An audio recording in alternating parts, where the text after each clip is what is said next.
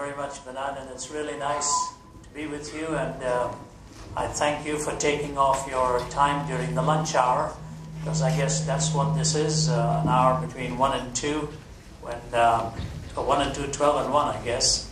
I don't know what time zone I'm in. I've been in so many time zones the last few weeks. But thank you for coming and taking this opportunity to engage in some very meaningful and some very critical thinking.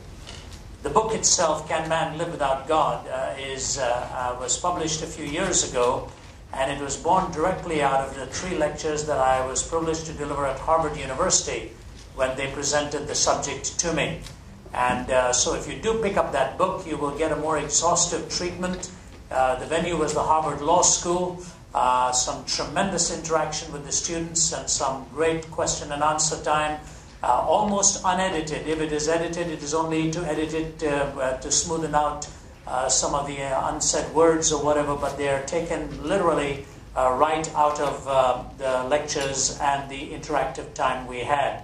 And on the last day, actually, some students were able to join me on the platform, and they themselves interacted with the audience. It's great to be in Singapore for these few days. We've got some busy days ahead of us, but we are honored to be here. And thank you always for being so hospitable and kind as guests come your way. My wife and my daughter are with me, and some of my other colleagues from my office in Atlanta, and actually some even from the Middle East and from India. Many years ago, somebody penned these words rather sarcastically, and I think you will get the point because it is well put. And I quote some of these based on the famous political Scottish activist Andrew Fletcher, who said this: "Let me write the songs of a nation, I don't care who writes its laws.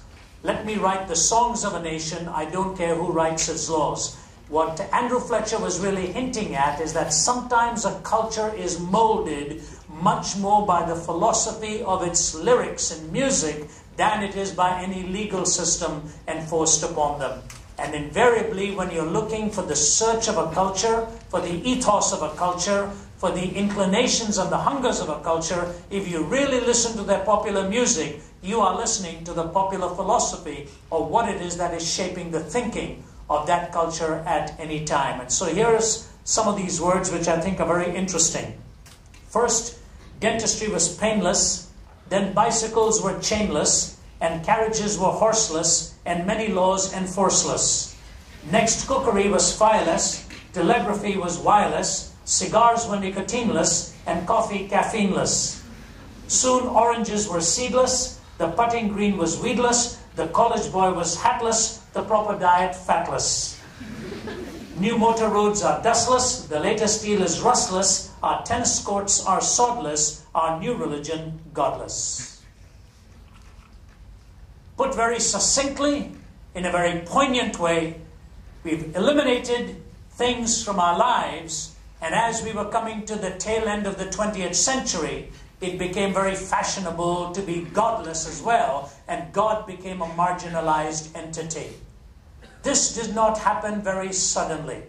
I remember reading the philosopher Nietzsche many years ago.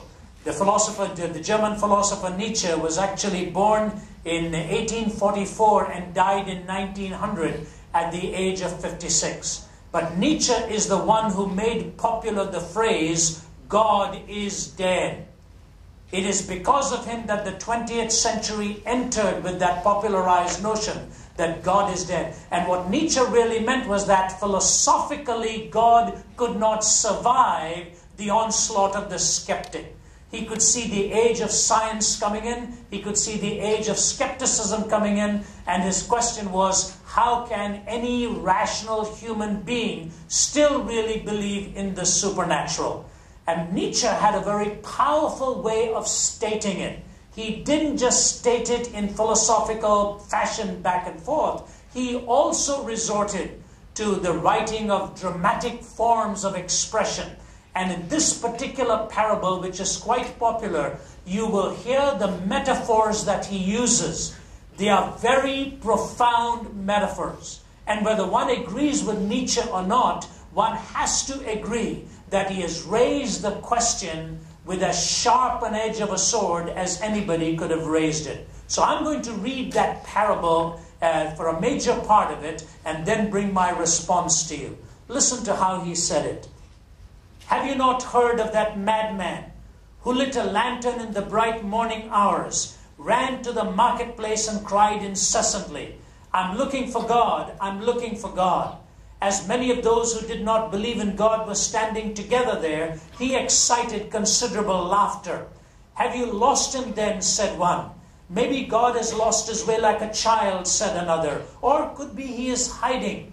Is he afraid of us? Has he gone on a voyage, you think, or emigrated? Thus they shouted and laughed this madman to scorn. But the madman sprang into their midst and pierced them with his glances. Where is God? He cried. I'll tell you, we have killed him, you and I. We are all his murderers. But how did we do this? How were we able to drink up the sea? Who gave us a sponge to wipe away the entire horizon? What did we do when we unchained this earth from its sun? Where are we moving now? In what direction? Away from all suns, maybe? Are we not suddenly and perpetually falling? Backwards, forwards, sidewards, in all directions? Is there any up or down left? Are we not straying through an infinite nothing? Do we not feel the breath of empty space? Has it not suddenly become colder? Is not more and more night coming on us all the time? Must not lanterns now have to be lit in the morning hours? Do we not hear yet anything of the noise of the grave diggers who are burying God? Do we not smell anything of God's decomposition? God's decomposed too, you know, and he is dead. He remains dead, and we have killed him. Now, how shall we, the murderer of all murderers, compose ourselves? Because that which was the holiest and mightiest of all that the world ever possessed has bled to death under our knives. Who will wipe this blood from us? With what water can we purify ourselves? What festivals of atonement? What sacred games will we need to invent? Is not this the greatest of deeds, too great for us to handle? Now, must we not suddenly have to become gods ourselves, simply to seem worthy of what we have done? There has never been a greater deed, you know, and whoever shall be born after us because of this deed shall be part of a higher history than all history hitherto. Here the madman fell silent and again regarded his listeners. They too were silent, and they stared at him in astonishment. At last he threw his lantern to the ground, and it broke and went out. I come too early maybe. My time has not yet come. It has been related further that on that same day that the madman entered divers churches and there sang a requiem, Eternam Deo. Let out and quieted, he said to have retorted each time, what are these churches now, if they are not the tombs and sepulchres of a dead God? God is dead.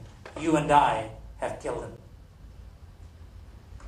When you want to understand what Nietzsche is getting at here, he is trying to remind the listener that this death has come through careful scrutiny, it has come through careful understanding, it has come through the philosophical reasonings and the process, but we must recognize the ramifications of that kind of philosophy. There's no up or down. There's no light anymore. We are falling backwards and forwards. We are straying through an infinite nothing. What Nietzsche is really saying is that existentially points of reference are going to be lost and new points of reference will have to be found. And he says, and we better become aware of that.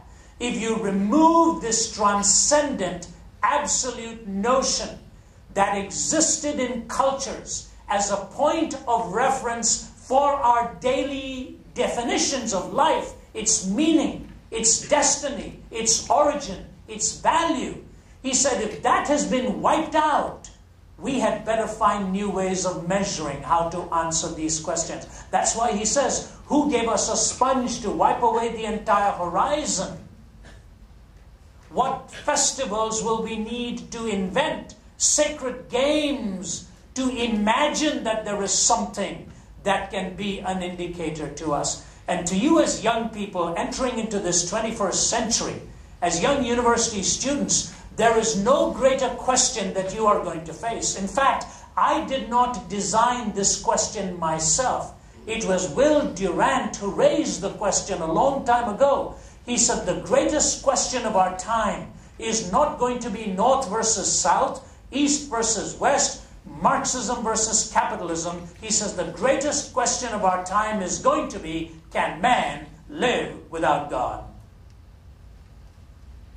That is the question that is raised. If there is no ontic, no objective point of reference from which to measure the existential struggles with which we live in our time, I want to present to you 4 major struggles that emerge from the elimination of the presence of God in a culture's life or in an individual's life. What happens? Can one actually live as if there were no God? If that person wants to live logically, then here are the entailments, and I present 4 of them to you. I have never been able to get meaningful counter perspectives to the answer to the questions that I am raising now. Oh, there are ways of trying to navigate through these issues, but in terms of positing an absolute alternative, there really isn't to these 4 existential struggles. What do I mean by an existential struggle? I mean with that which in your experience you have to wrestle with unavoidably.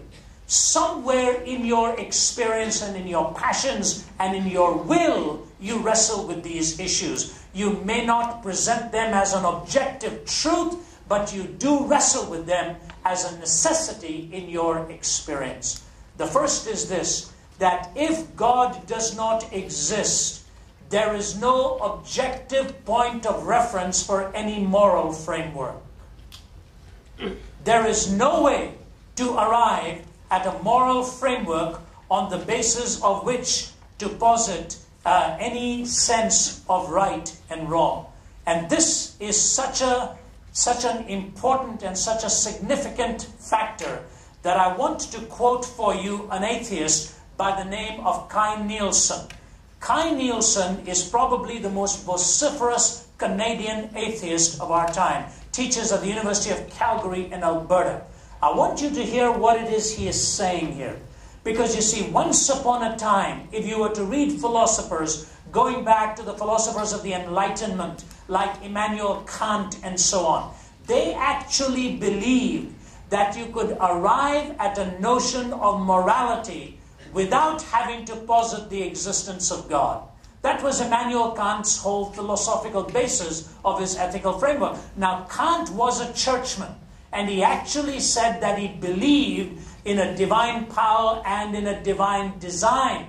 He said, however, for philosophical reasoning, he didn't see why it was necessary to posit the existence of God. So from the Enlightenment onwards, there were philosophers who were trying to arrive at a moral framework apart from God. Listen now to this 20th century philosopher Kai Nielsen, who has granted this, at least this possible victory to the theists. He says this, we have not been able to show that reason requires the moral point of view, or that really rational persons, unhoodwinked by myth or ideology, need not be individual egoists or classical amoralists.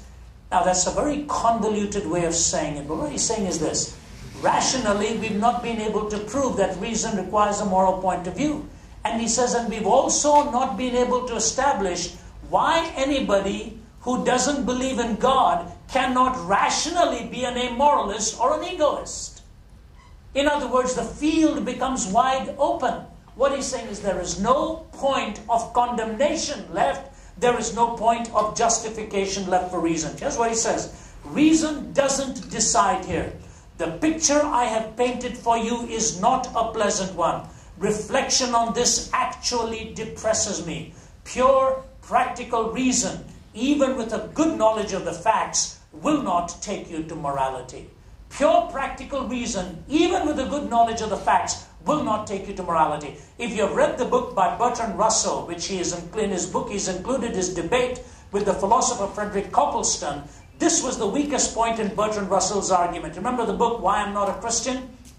Bertrand Russell is debating Frederick Copleston. At one point, Copleston looks at him and says, Lord Russell, do you believe in good and bad? And he said, yes. How do you differentiate between good and bad? Bertrand Russell says, the same way I differentiate between blue and green or yellow and green. Copleston said, wait a minute. You differentiate between yellow and green by seeing, don't you? He said, yes. How do you differentiate between good and bad? Here's this brilliant mathematician philosopher who looks at Copleston and said, I differentiate on those matters on the basis of my feeling. What else? Copleston was a kind man. I think if Bertrand Russell had said that to me, I would have had a very simple response for him. I'd say, Lord Russell, in some cultures they love their neighbors, in other cultures they eat them, both on the basis of feeling. Do you have any personal preference? How in the name of reason can you arrive at a moral law purely on the basis of feeling? Have you seen what this world has done to itself by defining feeling by morality? The true story is told of Joseph Stalin, who, by the way, once upon a time was a seminary student going into the Christian ministry. And then he lost his faith in God for philosophical reasons. When he lost his faith in God, he became a complete atheist. And one day a woman was visiting him because she saw the way he was torturing his own people. He killed 15 million of his own people. And this woman politician from outside the country was having a meal with him, and she said, Mr. Stalin, I have a question for you. How long do you expect to be torturing your own people and expecting them to follow you? And he remained quiet. He called the waiter and said, bring me a chicken, a live chicken. The waiter brought him a live chicken, and Stalin clutched that chicken and started to defeather that chicken as it winced and tried to get out of his clutches. He completely denuded that bird, put that chicken down, took a piece of bread and walked away and bent down. And the chicken came and pecked on his hand to eat of that morsel of bread. And he looked at the woman and said, have you got your answer? I tortured this chicken. It'll follow me for food the rest of its life. People are like that chicken. You torture them and they will follow you for food the rest of their lives. I shared this story with a general from the Center for Geopolitical Strategy in Moscow.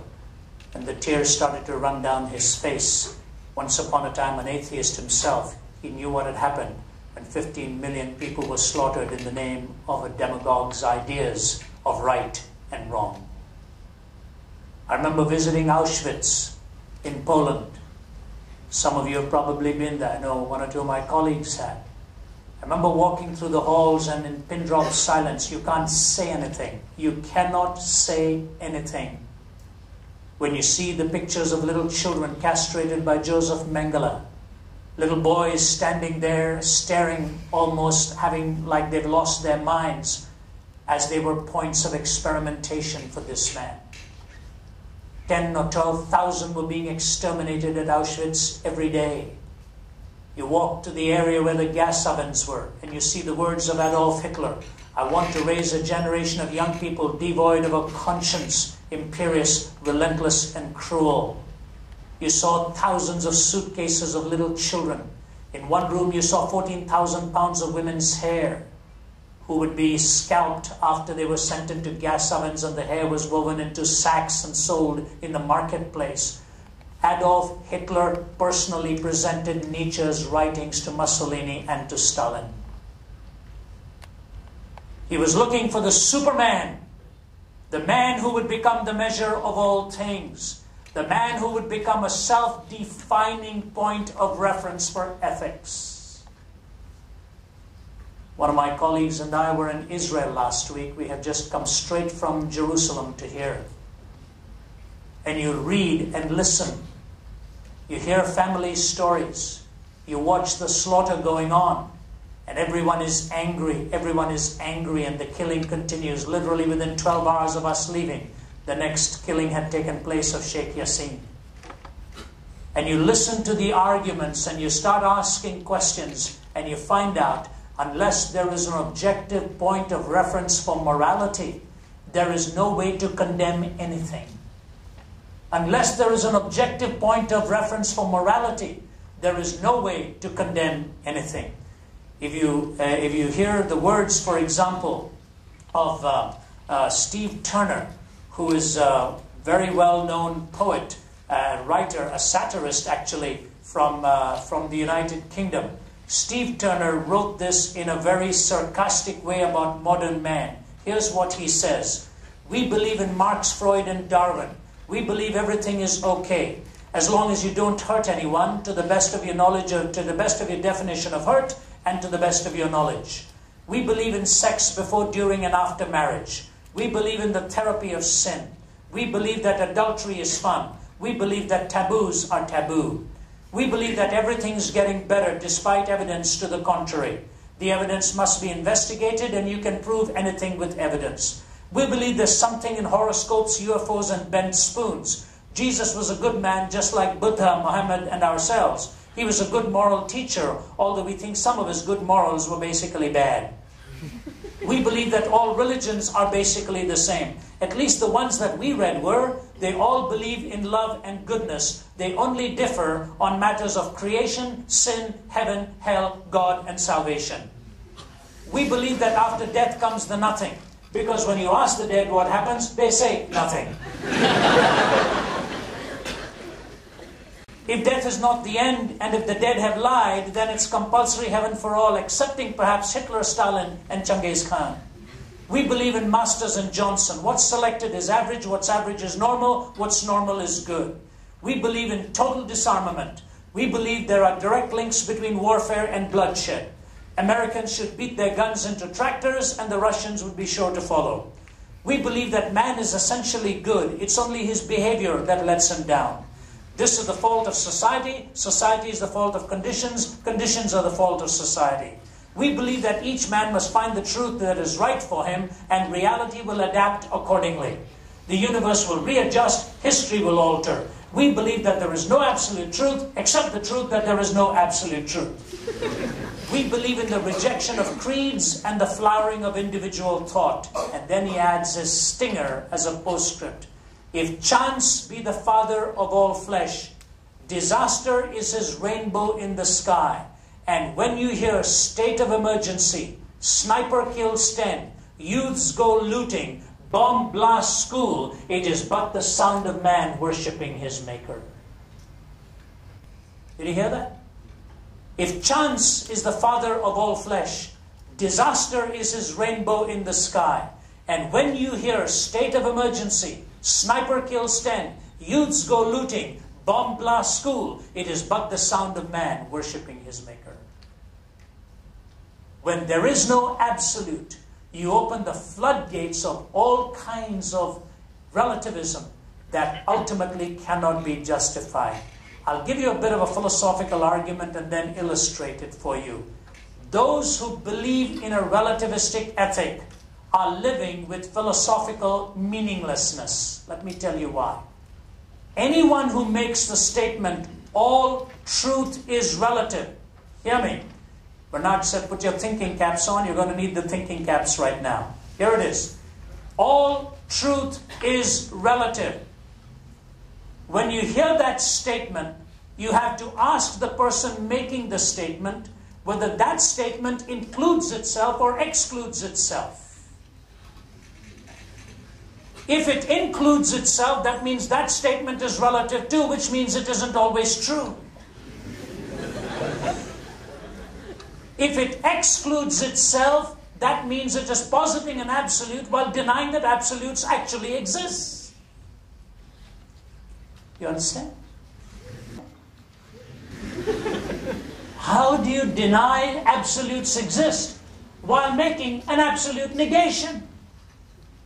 It's like it's like this. Have you ever been at a street light and it's red, and like a good citizen you have stopped, and your foot is on the brake, and you're daydreaming or singing or something, and all of a sudden you see some cars beside you starting to move, but you're not sure whether you're moving or that car is moving, and you know you're not supposed to be moving. What do?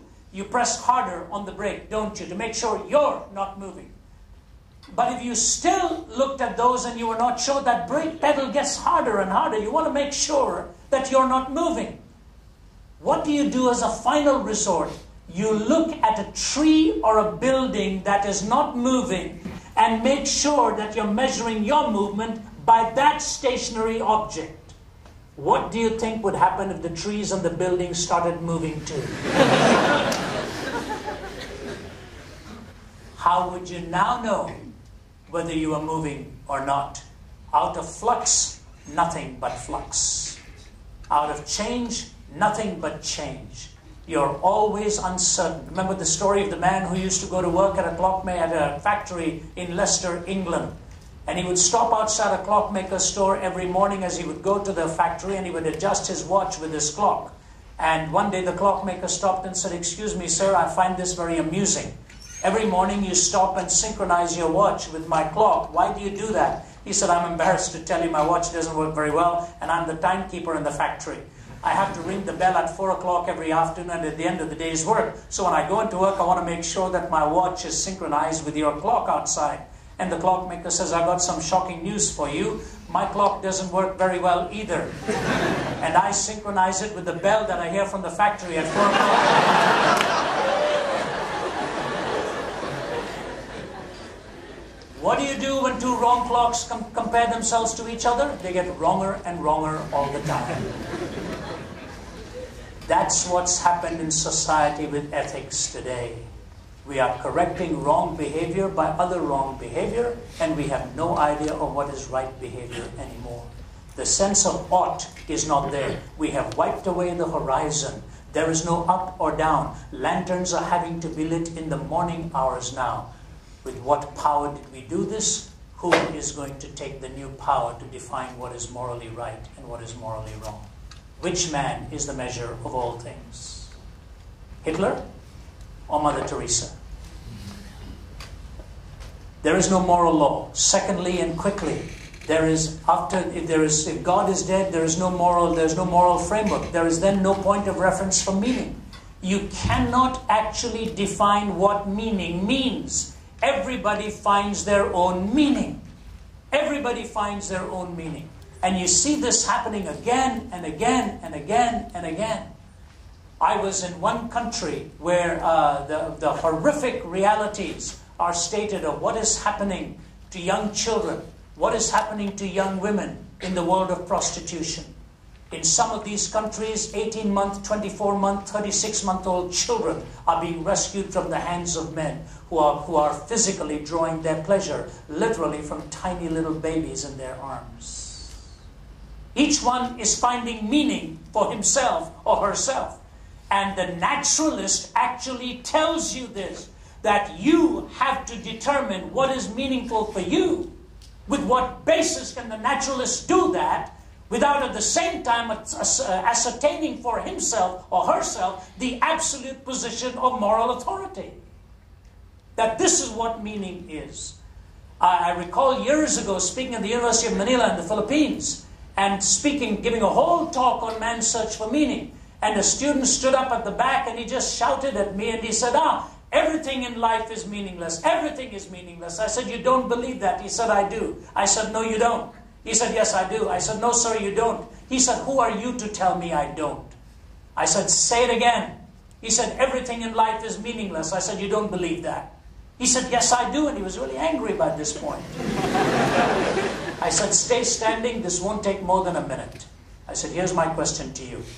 I assume that you assumed that what you just said was meaningful. Is that right?" He said, "Huh?" I said, "You heard me. I assume that you assumed that what you just said was meaningful.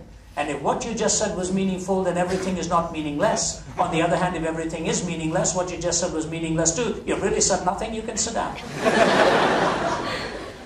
You know, after the talk, I'm not kidding you, after the talk, I walked to the back, I was heading out, and he was walking in the back talking to himself, "Everything is meaningless." That night, he came to a public meeting, and he turned his life over to Christ.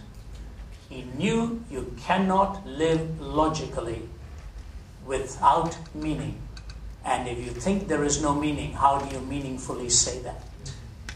The moment you open your mouth, you assume some sort of meaning. That's why the Eastern mystic said it once. When the mouth opens, all are fools. Ah, but his mouth opened to tell us that. You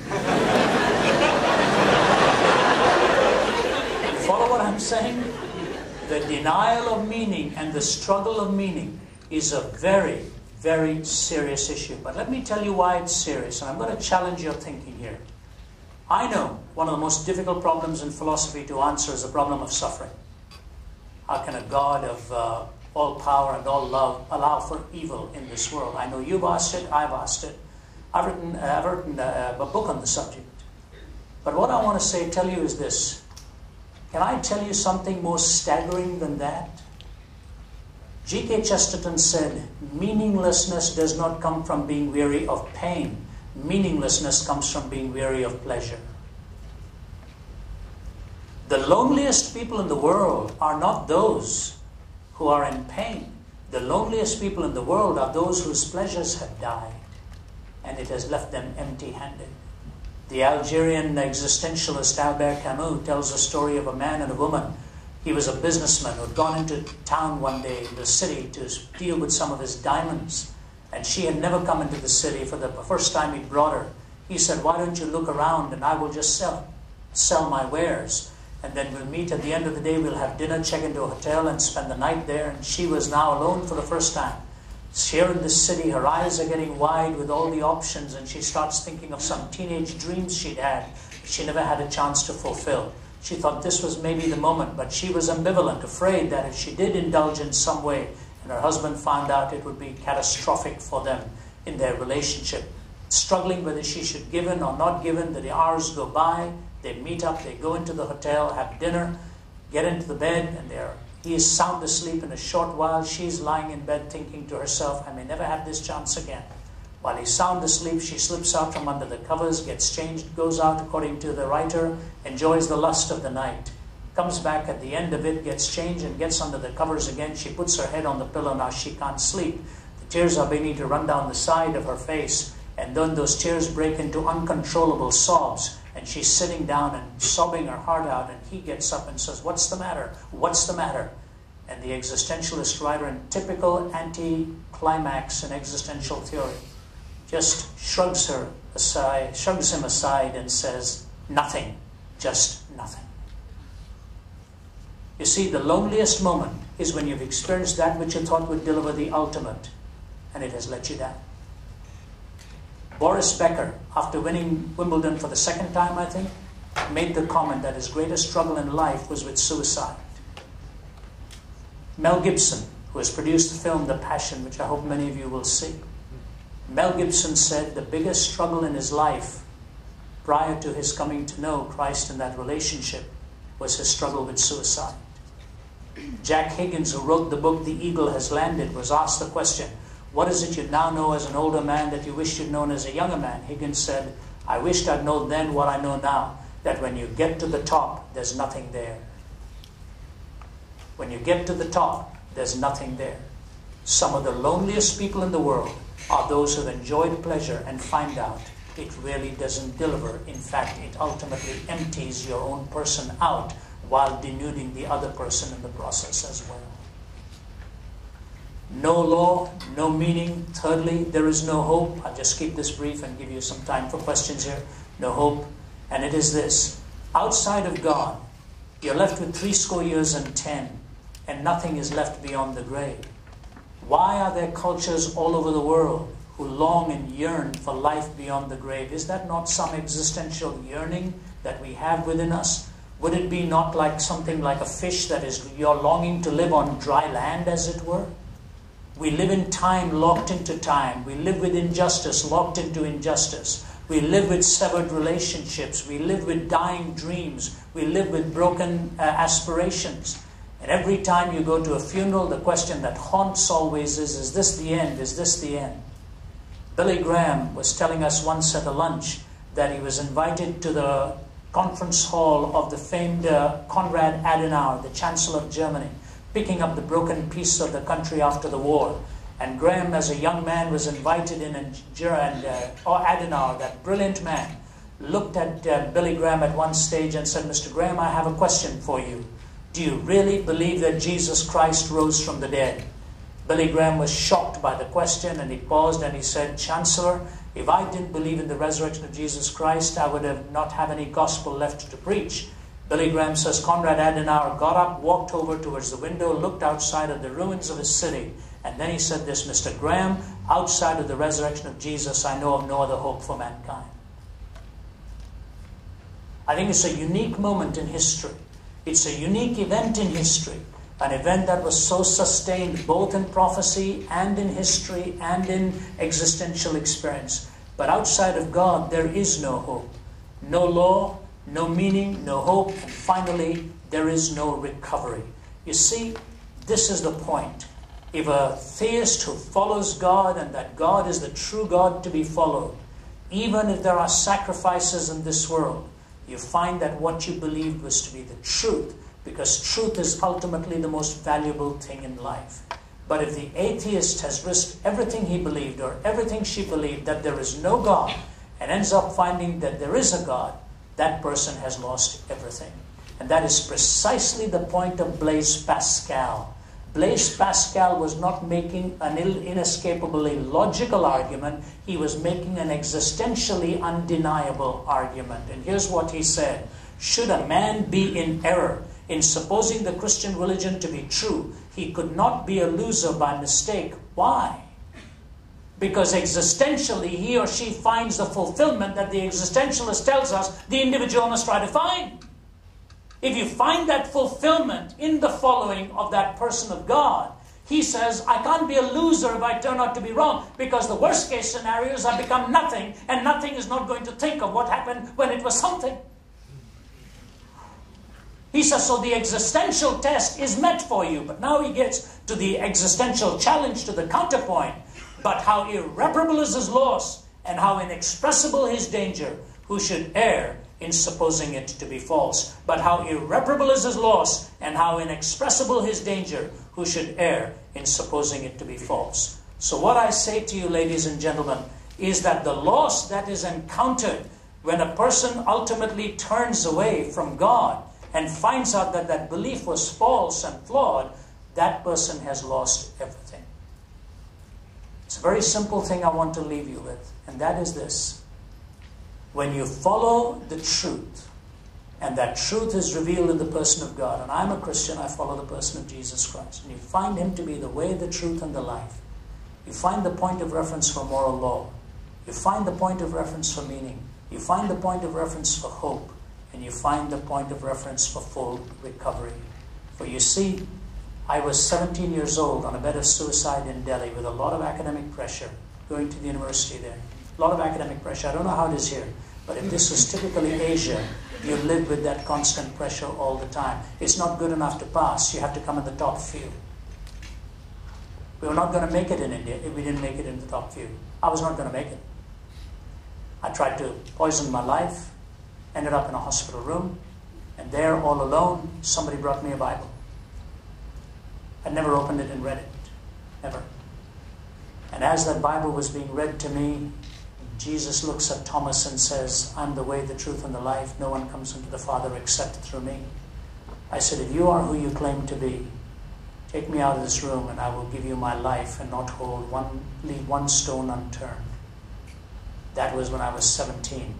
It was the greatest day in my life. It changed not only what I did, it changed what I wanted to do.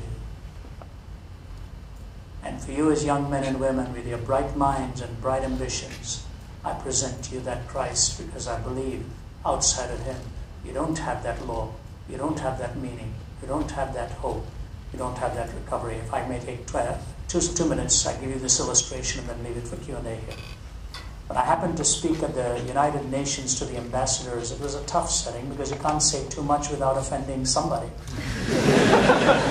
So I talked on how to build a nation, what are the points of nation building, and I talked about eternity, morality, accountability, charity, and they were all enjoying it. But now they want me to find out, where is it going to go? How do you anchor it all? Those are very motherhood statements. Everybody, so yeah, that's wonderful, but where do you go? So I told them this parable. It's a parable of a rich man who had a son.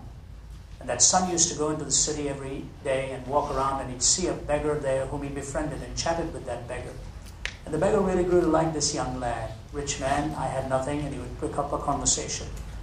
And he'd tell the beggar about a big home that his father had, a beautiful art gallery, he was an art aficionado, and so on and so forth. The beggar's imagination peaked, but never seen anything like it. Some time went by, the young man stopped coming. He wondered what happened and found out the young man had suddenly died. So he went over to the gatekeeper and he said, is that true? He said, yes, the young man is dead. So the beggar went, got some paper, got some crayons, and he drew a portrait of the way he remembered the young man. And he said, I understand the rich man there has an art gallery. I want him to take this portrait of his son as I've drawn it. It wasn't a very good portrait. But the watchman was quite impressed and said the father might be wanting to see it, so he gave it. Nothing came of it. Some years go by and the beggar hears the rich man had passed away and that the art gallery is going to be auctioned. So he wondered if his picture was going to be there. So he put on some good clothes, walked over, got the watchman's permission, went into the room, all these pictures painting. Lo and behold, there's that crayon drawing of his own. Big art fans are there, and the auctioneer starts by pounding the gavel saying, we are ready. He said, but there was a caveat in the will, and it said this, that the first thing to be auctioned is that crayon portrait of his son. And everybody moaned and groaned. Nobody wanted it. Nobody bid on it. So the beggar put his hand into his pocket and picked out those coins, what he had. He said, I bid so much. No competition. And the auctioneer said, so. So he goes and picks it up and he's walking away, and somebody said, let's get on with the real stuff. And the auctioneer said, no, there was a second caveat. It said this, whoever bids on the painting of that picture of his son gets the whole art gallery. When I shared that with the UN ambassadors, I said to them, I just want you men and women to know, when you get the son, you get all that the father has for you. And one Egyptian ambassador came to me and he shook my hands and he said, Dr. Ravi, he said, when I get to heaven, I'm going to ask Lord Jesus if you and I can be roommates.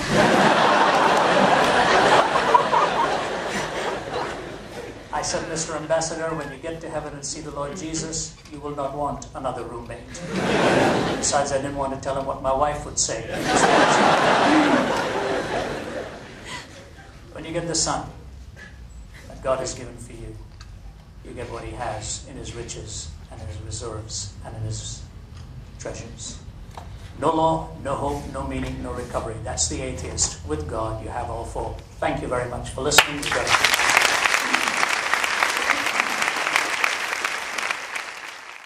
Now, this is the time for those of you who have questions to ask. You see that there are 4 microphones here.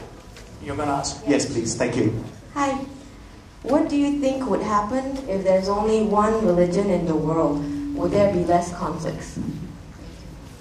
What do you think would happen if there's only one religion in the world? Would there be less conflicts? I don't think there will always only be one religion in our human scene as we understand it today.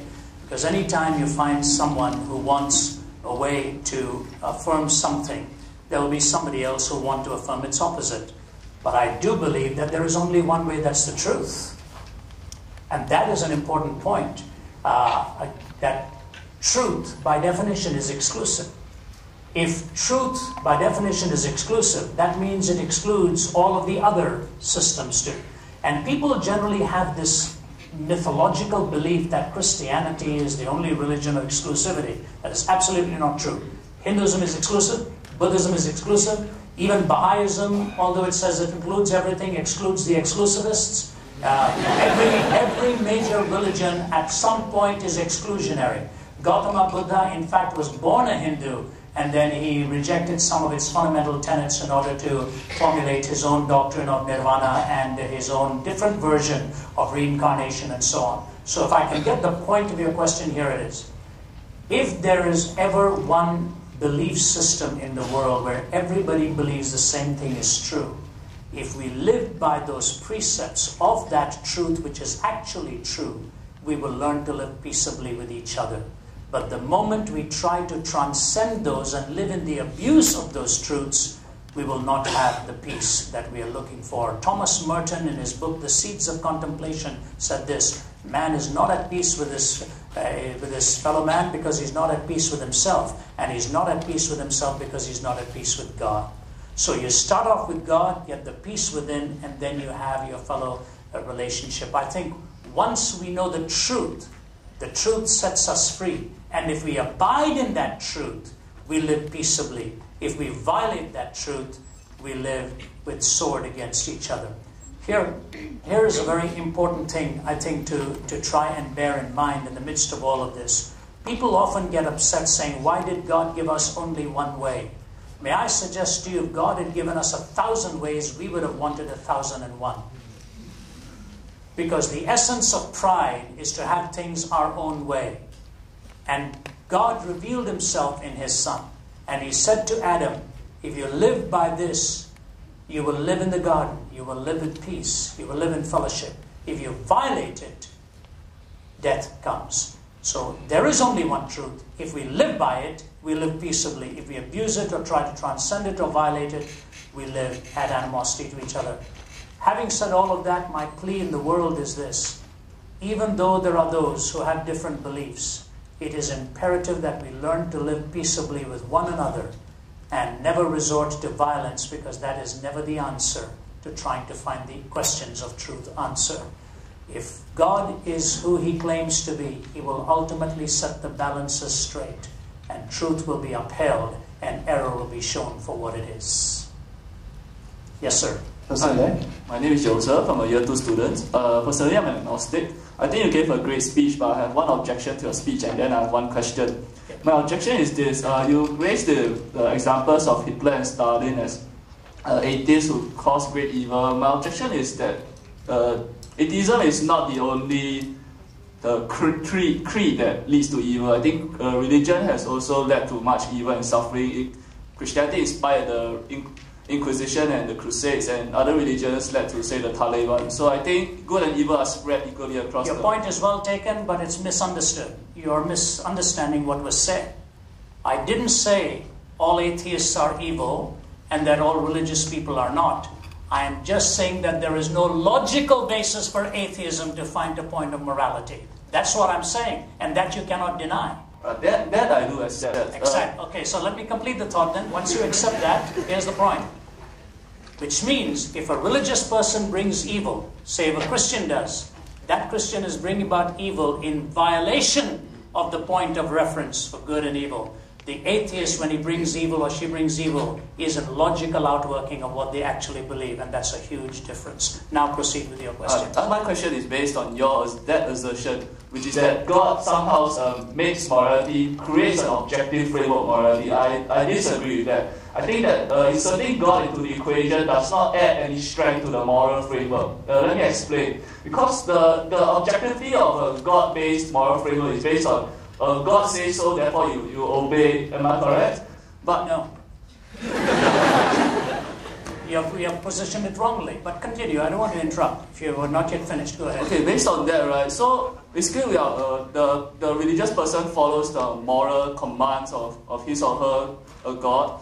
So, but why does his or her God make these particular moral commands? Is it because these moral commands are somehow the best moral systems that any person can adopt? If that's the case, then we can remove the God from the equation, and the moral values will still be as strong as they were. You don't need a God to support that moral framework, because the God chose those moral values because they were the best. Alternatively, you could argue that the God chose those moral values because he just chose to. There's no reason for that. In which case, you're subjecting the moral framework to the whims and fancies of a God with no reason behind them.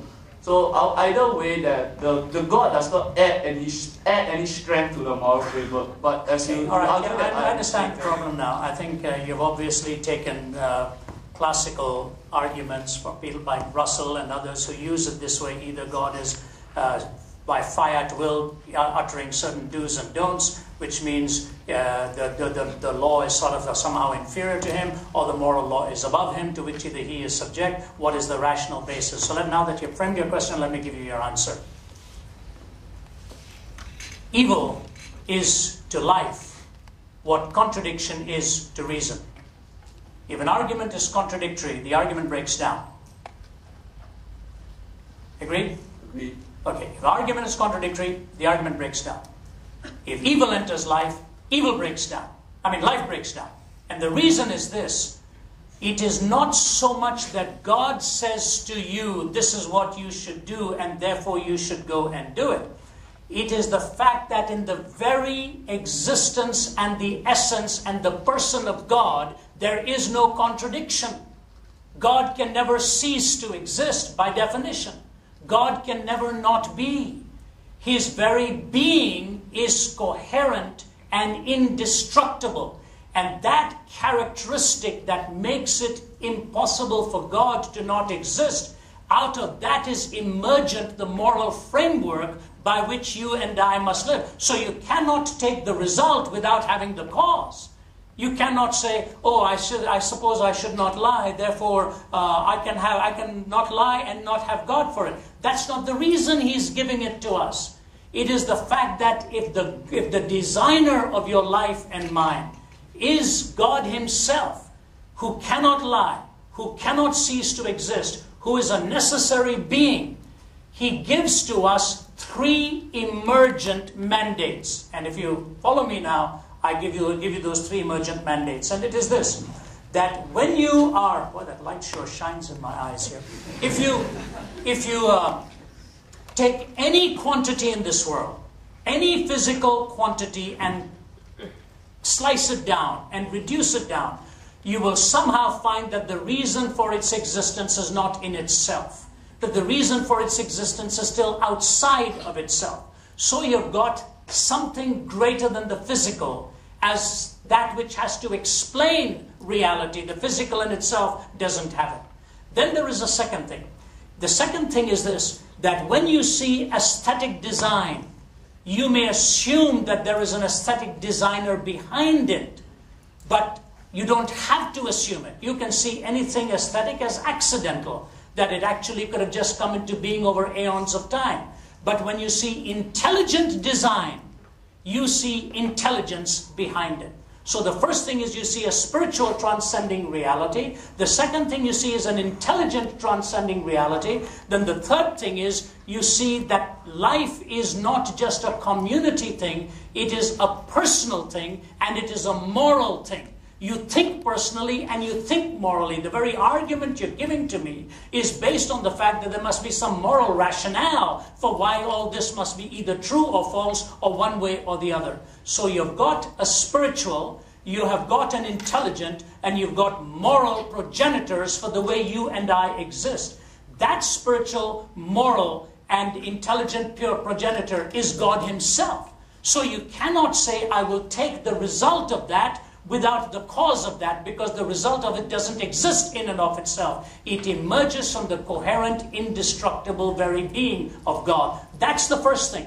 And once you take God out of it, you have lost your rational basis to tell anybody why He shouldn't do otherwise.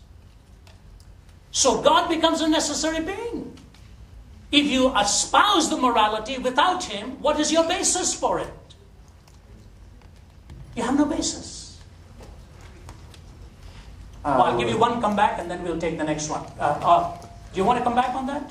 That will take me some time to it will take a lot of time, yeah. Good afternoon, sir. My name is Jamie. Before I start, I just say that I'm not a Christian. But what I want to say is not a personal attack on religion itself. But I feel that today I have to bring up some points of contention which I have against your message. Okay, I agree with you totally of what you said just now, that what lies at the root of this debate is whether you believe in God or not. No, is that what you're trying to say? Alright, go ahead. Yeah, go ahead. Yeah, so you are saying that people who do not believe in God do not even have a logical framework to argue it because they are basing it on human emotions. Morality. Morality, yes. Right? Yes. And so you point the example of Hitler and Stalin and so on and so forth. What I do not like about these examples, although they illustrate the dangers of not having moral values based on religion, is the fact that there is an underlying assumption that people who do not have religion cannot act for the good of mankind. There are so many other historical figures in history who have contributed to humanity, and they themselves were not staunch Christians or Buddhists or whatsoever. Yeah. I agree with you 100%. That's not the argument. Okay. I mean, that is an underlying assumption. No, it is not. It is not. The underlying assumption, again I say, is not that a person who doesn't believe in God is a bad person. I never said that. I said there is no rational basis, and even I didn't say that. Atheists have said that. Okay, so you're saying that rationality can only exist in morality if you believe... Morality is unjustifiable even in rationality. Yeah, I mean it's only justifiable through God and not emotions. But to have emotions is to be human, you see. And to make mistakes is to be human. So what you're trying to say is that for the price of world peace, we have to give up this freedom of feelings and emotions, which will lead to mistakes, but will as well lead to the advancement of mankind. So by subjugating our emotions to the rules set out by one objective God, which in a way I have disagreements over whether it's objective in the first place and to which God are you referring to. As you said, there are many religions in the world, and the ideal case is that everyone believes in one God. Right. But as I said, to have emotions is to be human, so it's impossible for us humans to ever believe in one God. And you were saying that, I agree with you that it is important to have meaning in life, and you said that we can only find meaning if we believe in God. But I think that's a very sweeping statement, and there's so many other ways besides material needs and God to find meaning in life. Hey, Jamie, I think your questions are very valid. I appreciate what you're saying. Again, let me respond to both of them because I think you're bypassing some very critical reason in the process of saying what you're saying. G.K. Chesterton said the tragedy of disbelieving in God is not that a person ends up believing in nothing. He says, alas, it is much worse. A person may end up believing in anything. That's what I'm saying to you. You may choose to be a very decent moral human being, and there have been wonderful decent moral human beings in existence. They're not all Stalins, they're not all Hitlers. You've got many decent, notable, virtuous living people. The point I'm making, and I want you to hear me very clearly, is that atheism has granted that there is no rational basis on which to condemn one over against the other. It is purely pragmatic. So you lose your right, first of all, to make a difference. You are making a difference, but you don't have the metaphysical framework with which to make the difference. It's purely your decision over somebody else's one. Why is yours better than theirs? The second thing you say is that the emotional aspect of freedom is very important. Absolutely. That's why God doesn't violate it. God has given you the freedom to either choose or to reject, but you cannot make a choice without taking its entailments as well. That's all God has said. That's what I'm against. You give up the freedom of choosing your metaphysical, your innermost beliefs, because what you are saying is that you have to believe in God in the first place, and that in itself is a sacrifice of your freedom. You don't have to believe in God in the first place at all. You have to believe that there is such a thing as truth. Okay? And I'm saying to you that the truth factor is surrendered morally, meaningfully, in hope, and in recovery by the naturalistic framework. Even Bertrand Russell said this. He said, I cannot live by the logical outworkings of what I'm saying, so in some cases I will have to act as if God actually exists. So which means he's living with systemic contradiction. And your point is very well taken. The emotional privilege of freedom is a very big one, Jamie. But I think you're misunderstanding the alternative. I do not feel any sense of compulsion in my emotions just to follow God. In fact, I am now freer than I have ever been before. It is what Jesus said, if you abide in my word, you are then my disciples. Then you shall know the truth, and the truth shall make you free. I am saying to you that in denying God, you're actually in bondage to your own emotions. You do not ultimately know the purpose of life. And why is there a precondition to the acceptance of God? That's what I'm against. Is there a precondition? It's like, as you say, as long as you open my heart to me, then the rest will follow. So there is always this, it cannot be that you find out more about me, then you choose whether to But are you angry with the law of gravity? If you jump, what do you think is going to happen? But I can always escape gravity by going on space. Exactly. Well, yeah, you have to find counter means, but you're taking the law of gravity into consideration, aren't you? Yes, that's true. Absolutely. But you're assuming that God is a law, and that's what I'm against. No, that's not what I'm saying. I'm saying is that God exists as an entity. And that's a personal opinion. No. I mean, I can believe that there's no God, right? Would you like to give me an argument of why I believe God exists? And a then we logical close. argument not based on personal opinion. No, not on personal experience. Not on personal experience. And if you read the book, Can Man Live Without God? You see, if you and I were only arguing on personal experience, we wasted our time. Personal opinion, even worse. Personal opinion is even worse than personal experience. At least in experience, somebody can say, I've had such and such. Opinion is what I believe. So it's not personal opinion. There are 4 questions, Jamie, that you answer in life, that I answer in life. Origin, meaning, morality, and destiny. You have to answer it. Why am I here? What's right and wrong? What brings me meaning? What happens to a human being when I die? And I'm going to challenge you now to listen, because I believe I'll prove that you constantly live with contradiction. There are 3 tests for truth. 3 tests for truth. The first test is this. An argument must be logically consistent. Okay? Secondly, it must be empirically adequate. Agreed? Okay. Number 3, it must be existentially relevant. Logical consistency, empirical adequacy, existential relevance. When you take these 3 tests and put it to atheism, it is logically inconsistent. It is empirically inadequate because it argues from the negative.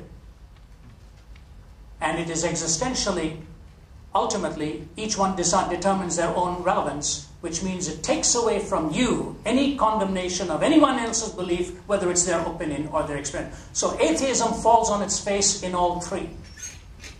When you take the Christian faith, you look for logical consistency in origin, meaning, morality, and destiny. 2 tests for truth you will always apply. One is correspondence theory. Does the statement a person make correspond to reality? Number 2 is the coherence theory. When all of these answers are given, is there a coherence to all of these answers? When you take the look at the person of Jesus Christ, who was prophesied on his birth centuries before he came into this world. So you already see a supernatural element coming in. It is not mere naturalism. But you start taking a look at this prophetic material. Take a look at his arrival in history, his life in history, his death in history, and his resurrection in history. The empirical evidence was so strong, Jamie, that if you listen to this simple statement, Christianity could have been destroyed in 1 solitary minute. 1 solitary minute, Christianity could have been destroyed if somebody had just presented the body of Jesus after he claimed to have risen from the dead. He didn't say he was going to spiritually rise again. He said he was going to bodily rise again. And he had enough enemies who could have simply said, here is that body. He never really rose again. But the physical evidence for the life, the death, the resurrection of Jesus is so overwhelming. And the prophetic element in the Old and the fulfillment in the New Testament. Over 1,500 years the Bible was written. It is not like one writer taking a dictation theory and saying this is a perfect book. 1,500 years the Bible is revealed. And after all these years of 2,000 years of textual scrutiny, even some of the staunchest skeptics will tell you there is no document in early history, none, that has the corroboration documentarily, historically, archaeologically, and evidentially that this particular book has. There is so much in there that if you really wanted to destroy it, there's enough empirical statements for you to try and disprove it. It is not some pie-in-the-sky opinion, existential type thing. There are objective moral facts presented there, so it's not my subjective belief. It is based on the reason of the person of Jesus Christ. And so what I challenge you to do is take the Gospels, read it with an open heart, and you say, God, if you really are real, you show yourself to me, and read it with the mind of a scrutinizing individual. God's given you great intelligence. You ask the right questions. Look at it with scrutiny. And I say to you, you'll find out that everything he ever said would come to be true, turned out to be true.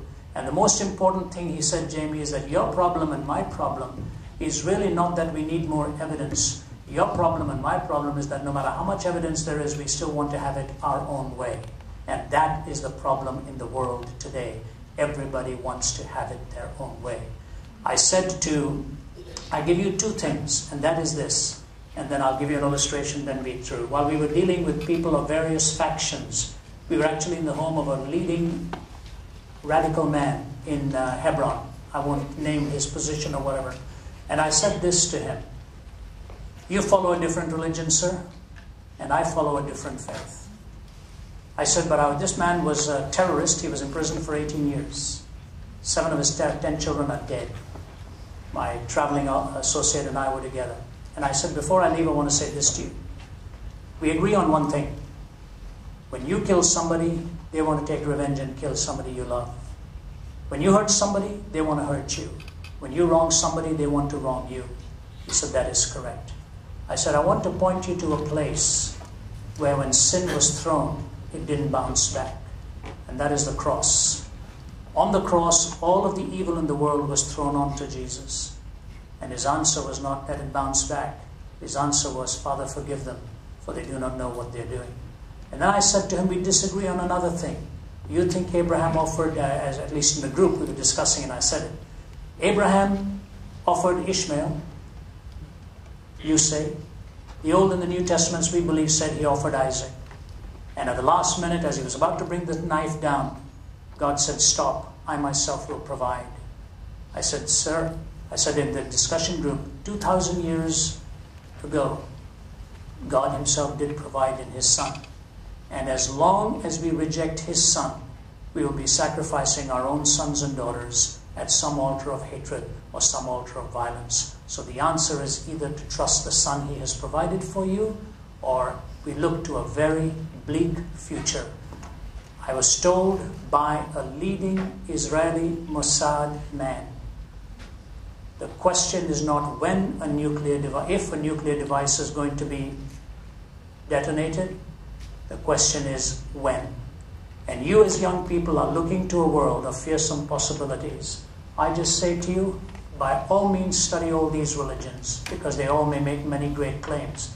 I'm telling you why I believe in Jesus Christ, because the answers to the 4 questions were truthfully given by him, and the only system I know where it is completely coherent. Here is the closing illustration, and I'll be through. It comes out of a song sung years ago called Desert Pete. A man wandering through a desert with bottles of water on his shoulders, and he began to get thirsty. And that thirst was getting deeper and deeper. And he was conserving it till all the water was gone. He saw a pump in the desert. He ran towards the pump. He lifted the handle, put it down, dry sound, metal upon metal. There was no water. He started to panic. But then he looked at a tin can around it. Inside the tin can was a message. Dear traveler, do not despair. There is enough water here. Just follow the instructions. Lift the handle of the pump. Bring it down. When you hear the sound of metal on metal, it'll discourage you. But here's what you do. Under the pump, just in front of it, buried under the sand, is a bottle of water. Do not despair. Pick up that bottle of water, pour it into the cylinder, and start priming the pump. The moisture will get the system to work. Water will come gushing out of the pump. You can drink all the water you want. Refill all your bottles. Don't forget to fill up that one bottle and put it back for the next passerby. Warning. You're going to be tempted when you see this one bottle of water to drink it, but you'll be so thirsty again, and so will everybody else who goes by. Empty it out as instructed, and you'll have all the water you want, and so will everybody else going by. That's what you're up against. When you come up against Christ, he offers you that drink, that living water, to free you to be what he designed you to be, not to be enslaved just by the moment. If you empty your life on yourself, you will soon be thirsty again, and so will everybody else who comes across your path. You empty it out into his hands. He will fill you and give you the water that you can share with everybody else too, so life can be full and meaningful. It's in his hands that the 4 questions are answered that meet the test of truth, and it is in his person that you find it. And may we live peaceably with our differences, but it's not a subjective belief. It's based on objective measurement, and I invite you to do the same. In Hindi, they say, "Bahut mehrbani." Thank you very much. Appreciate it.